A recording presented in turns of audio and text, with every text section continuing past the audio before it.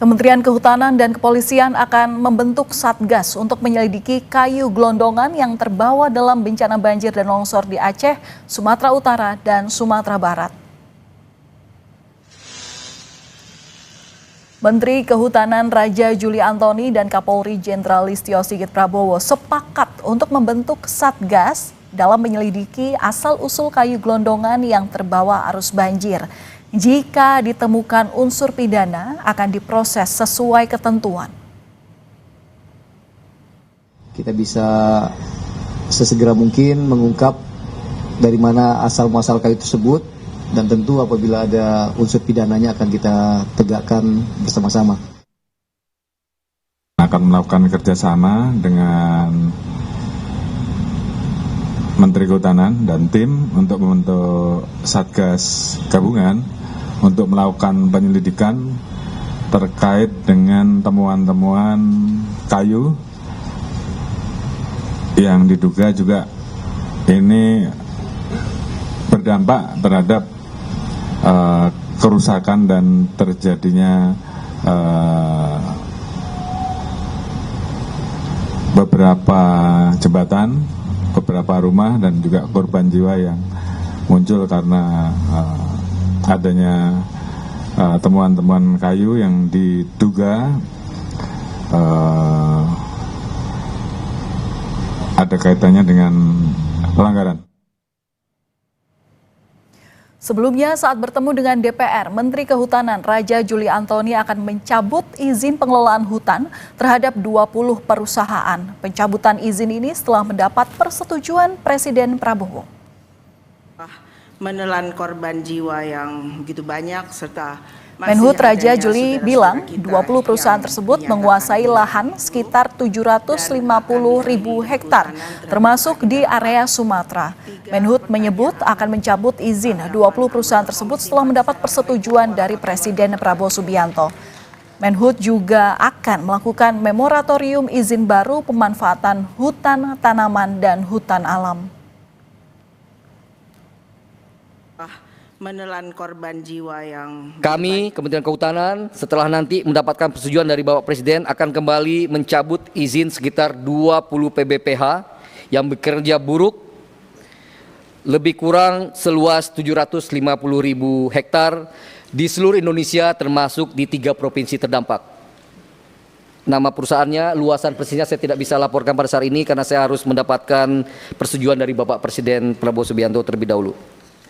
Bahwa kami akan melakukan rasionalisasi PBPH dan melakukan moratorium izin baru pemanfaatan hutan tanaman dan hutan alam.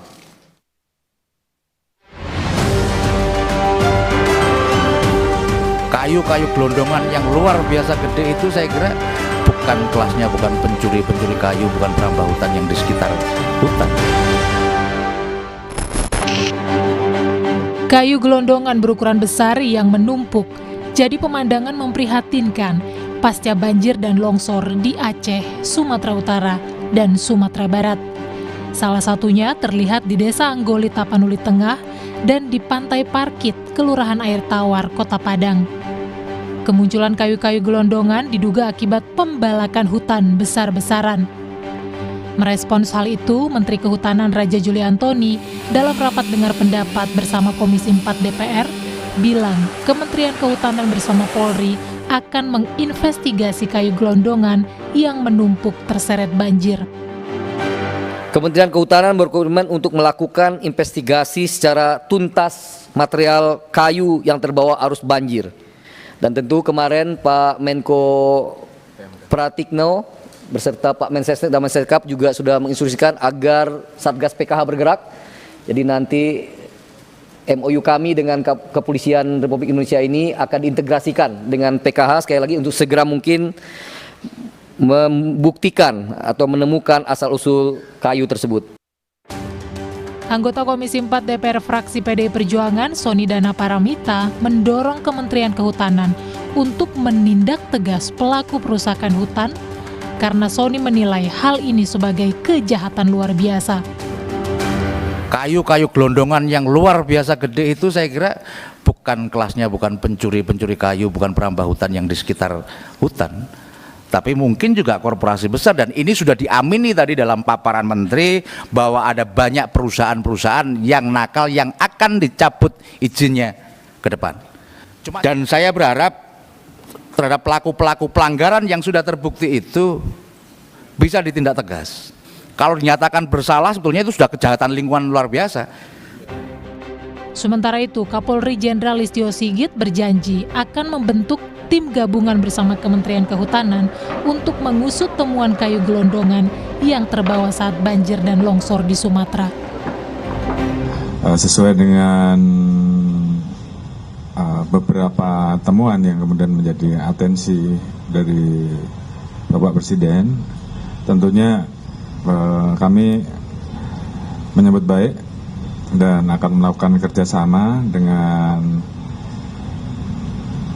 Menteri Kehutanan dan tim untuk membentuk Satgas Gabungan untuk melakukan penyelidikan terkait dengan temuan-temuan kayu. Menteri Lingkungan Hidup Hanif Faisal memastikan penegakan hukum akan ditempuh pemerintah terhadap perusahaan yang memperparah bencana. Senin depan, Kementerian Lingkungan Hidup akan memanggil seluruh pimpinan perusahaan yang berkontribusi memperparah bencana banjir dan longsor di Sumatera.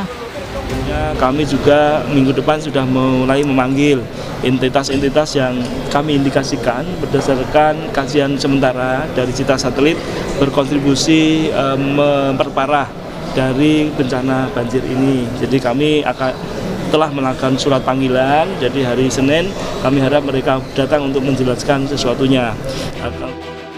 Hingga Kamis 4 Desember, jumlah korban jiwa akibat bencana di Sumatera mencapai 836 jiwa. Publik menanti keseriusan pemerintah menindak pihak yang merusak hutan hingga menyebabkan bencana dahsyat kemanusiaan yang menelan ratusan korban jiwa. Tim Liputan, Kompas TV. Siapa yang harus bertanggung jawab atas kerusakan lingkungan di Sumatera yang memperparah dampak bencana? Dan seberapa serius pengusutannya? Kita bahas bersama Ketua Umum Yayasan Lembaga Bantuan Hukum Indonesia, Muhammad Isnur. Selamat malam, Mas Isnur, apa kabar? Selamat malam, Mbak Valen dan pemirsa Kompas TV. Baik, alhamdulillah.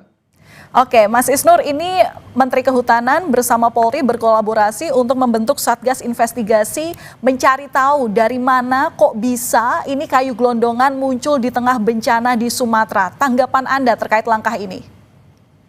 Ya, pertama, YLBHI sangat menyesalkan, ini sangat terlambat ya. YLBHI, Wali, dan banyak masyarakat sipil sudah teriak sejak 10 tahun lalu, Mbak. Tiap tahun pun kami teriak tentang situasi yang memperburuk ya, hutan dibuka, dikasih izin, dikasih tambang, dikasih sawit. Itu semua orang sudah teriak, pun media sudah membuka ini semua gitu. Justru yang pertama harus tanggung jawab adalah pemerintah itu sendiri. Menteri, dirjen-dirjen yang memberikan izin penambangan, izin pembukaan hutan ya. Kemudian izin-izin lainnya pemanfaatan hutan alam, ini harus dipertanggungjawab gitu. Jadi pertama tentu perusahaan-perusahaannya harus dikejar ya, pertanggungjawabannya bukan hanya pidana, tapi juga perdata, Mbak. Cabut izinnya dan denda semaksimal mungkin untuk pemulihan alam gitu. Tapi juga para pejabatnya juga sama dong. 3 menteri itu harus bertanggung jawab. Menteri Lingkungan Hidup, ya Menteri ESDM, dan Menteri Kehutanan. Ini kan kejadian gara-gara mereka tidak melakukan pengawasan ketat. Mereka mendiamkan, mereka menyetujui diam-diam gitu. Nah, apa sanksi buat para pejabat ini yang selama ini dalam temuan-temuan KPK, Mbak, bahkan di dulu GNPSDA, itu erat kaitannya pemberian izin dengan tindak pidana korupsi gitu. Jadi harusnya ini sinergi, para pejabat yang memberikan izin dulu diperiksa apakah ada unsur korupsinya, unsur suap dan lain-lainnya. Ya. Jadi Prabowo mengevaluasi para menteri-menteri ini. Ya, oke. Saya sepakat dengan Anda, tapi sebelum ke ranah pidana, saya mau tanya juga kepada Anda, ini Menteri Kehutanan akan mencabut izin 20 perusahaan yang seolah terlibat dalam perusahaan hutan istilahnya. Tapi ada diksi bahwa akan menunggu restu Prabowo Subianto. Anda menanggapi ini bagaimana? Ya gini, izin itu kan di menteri, Mbak. Ini sangat terlambat gitu. Artinya apa? Artinya penegakan hukum bergantung keputusan politik. Harusnya penegakan hukum tidak bergantung keputusan politik. Karena yang ngasih izin menteri harusnya menteri yang juga cabut gitu loh. Kenapa harus nunggu presiden gitu? Jadi seolah-olah semuanya di tangan presiden. Kalau itu sangat lambat, sangat-sangat terlambat. Seperti juga penanganan bencana. Dan kita menyesalkan kan, bagaimana Dirjen Gakum KLH sebelumnya juga bilang bahwa ini kayu-kayu lapuk ya. Jadi saya melihat sebenarnya kita mengalami distrust, mengalami ketidakpercayaan kepada pemerintah, kepada menteri, kepada dirjen-dirjennya, yang menganggap selama ini tidak ada masalah gitu. Bahkan bencana terjadi pun mereka masih bilang ini adalah kayu lapuk ya. Oke. Kita melihat ada situasi sebenarnya pendiaman yang sedemikian rupa secara struktural di pemerintah. Ya, Anda melihat bau-baunya ini dibawa ke ranah politik. Anda melihatnya seperti apa kalau melihat dampaknya atau efeknya apa kalau dibawa ke ranah politik ini? Ya, hukumnya jadi nggak efektif berjalan, Mbak. Nggak efektif kerja ya? Masyarakat sipil, Mbak. Pengamatan masyarakat sipil, ada berbagai kejadian bencana ekologis kami menyebutnya. Kebakaran hutan, dan lain-lain. Berapa banyak korporasi yang dibawa ke pengadilan ya? Hampir tidak ada, Mbak. Selalu berhenti dan dihentikan penyidikannya. Jadi kami pun ragu sekarang sama Kapolri sama Menhub ini akan serius membawa ke pengadilan. Mana bukti bahwa umumkan terbuka, mana selama ini banyak kejahatan lingkungan yang dilakukan oleh perusahaan dan diberikan sanksi yang tegas, nggak ada, Mbak. Yang kedua, faktornya adalah pemerintah sendiri yang memperburuk undang-undang lingkungan hidup dengan mengubah di undang-undang Cipta Kerja. Undang-undang Cipta Kerja itulah salah satu biang kerok masalah dari perusahaan lingkungan. Karena apa? Karena izin dipermudah, ya, syarat-syarat lingkungan hidup dipermudah, dan sanksi atau ancaman kepada perusahaan itu berkurang ketegasannya. Baik, terakhir Mas, saran dari Anda agar kasus ini bisa terungkap apa? Pertama, ya, harus akui dulu kesalahannya. Prabowo harus evaluasi menteri dan seluruh pejabat yang selama ini terlibat dalam pendiaman, dalam persetujuan, ya, dalam segala tindak pidana korupsi pemberian izin lingkungan. Yang kedua, kita masyarakat harus bersama-sama mengawal dengan tegas semua tindak lanjut dari upaya ini. Dan di kasus Sumatera ini, Mbak, ini faktornya bukan hanya hutan yang dibalak ya, dibuka, tetapi ada faktor siklon, Mbak. Siklon ini adalah faktor krisis iklim yang terjadi yang hampir selama ini nggak pernah terjadi, di mana curah hujan sangat terjadi sangat tinggi. Nah, itu karena faktor apa? Karena faktor-faktor perusahaan-perusahaan yang memberikan polusi secara major. Jadi bukan hanya perusahaan pembakar lingkungan, tapi perusahaan-perusahaan yang melepaskan polutan ke udara dan membuat iklim, ya, membuat krisis semakin parah gitu. Ini kalau kemudian dibiarkan, ya, krisis iklim nggak ditangani secara serius, bencana siklon ini akan terjadi banyak di Indonesia, bukan hanya di Sumatera gitu. Jadi ini dua, satu aspek hutannya, yang kedua aspek iklimnya. Dua-duanya harus dipandang serius oleh Prabowo, jangan cuma omong-omong. Ya, dan tentu pengawasan kita bersama terhadap tindak lanjut dari kasus ini. Karena yang diharapkan adalah keterbukaan dari proses penyidikan dan juga sanksi yang akan diberlakukan. Karena ada beberapa sanksi, salah satunya yang paling kita tunggu adalah kemungkinan sanksi dalam pemulihan aset hutan itu sendiri untuk menjaga kita agar bencana ini tidak kembali terjadi.